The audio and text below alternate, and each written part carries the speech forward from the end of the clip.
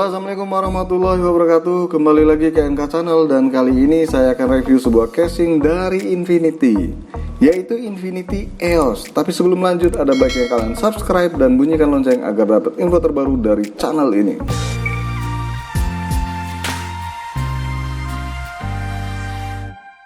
Ini merupakan kali pertama saya mereview sebuah casing dari Infinity. Casing ini dijual dengan rentang harga 800 sampai 900 ribuan. Kalau sampai ke tempat saya, jelas bisa sampai jutaan karena mahal di ongkir.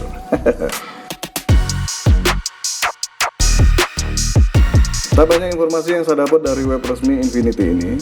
Gambar yang dipajang pun hanya 3, nggak terlalu mendetail seperti merek sebelah. Harusnya dikasih lebih detail lagi informasi yang diberikan, biar orang yang mau beli casing ini benar-benar tahu tentang produknya. Casing ini udah bisa dipasang ukuran motherboard ATX, MATX, dan juga ITX. Oke, kita akan bahas satu per satu.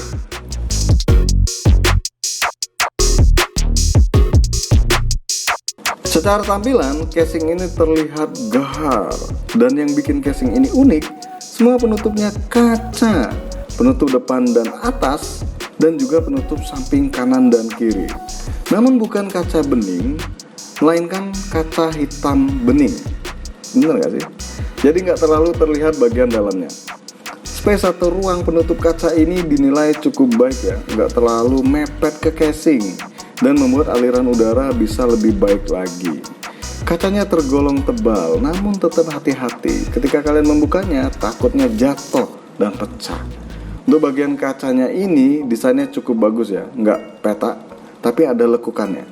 Bikin tampilan casing ini lebih menarik lagi.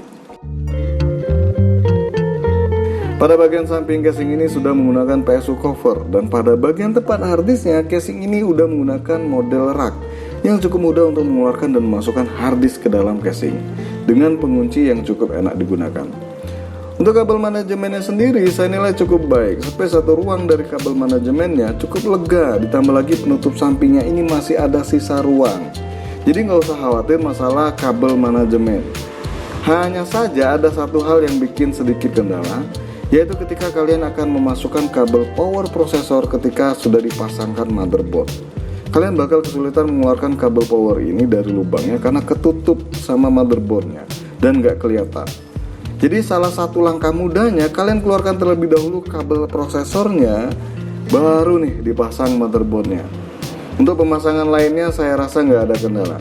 Oh ya, satu hal lagi, kalian harus bisa menata dengan baik kabel-kabel tersebut, karena bakal terlihat berantakan dengan penutup yang serba kaca ini.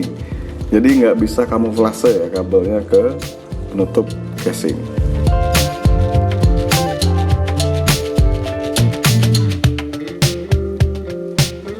Untuk bagian front panel ada tombol power, reset, port audio, dan port USB 3.0 dan 2.0. Tapi nggak ada tombol LED RGB-nya. Ya memang nggak disediakan ya di casing.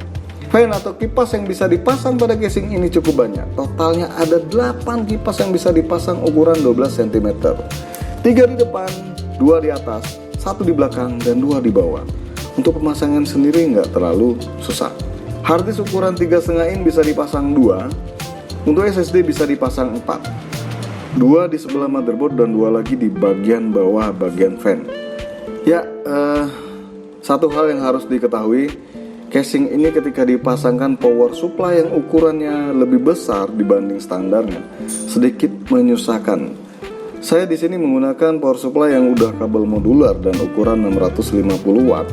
Itu bagian kabel modularnya mentok ke rak harddisk. Jadi sedikit menekan kabel tersebut karena ruang untuk PSU ini ternyata nggak terlalu luas. Jadi hal yang ini harus diperhatikan dengan baik ketika kalian membeli power supply di casing ini. Setelah dipasang kipas dan perangkat komputer RGB, casing ini terlihat cukup cantik dan menarik karena efek kaca ini pada seluruh penutup casing membuat casing ini berkilau. Namun yang jelas, dengan rentang harga 800 sampai 900 ribuan, cukup banyak pilihan casing yang menarik lainnya. So, semua itu kembali ke pilihan kalian.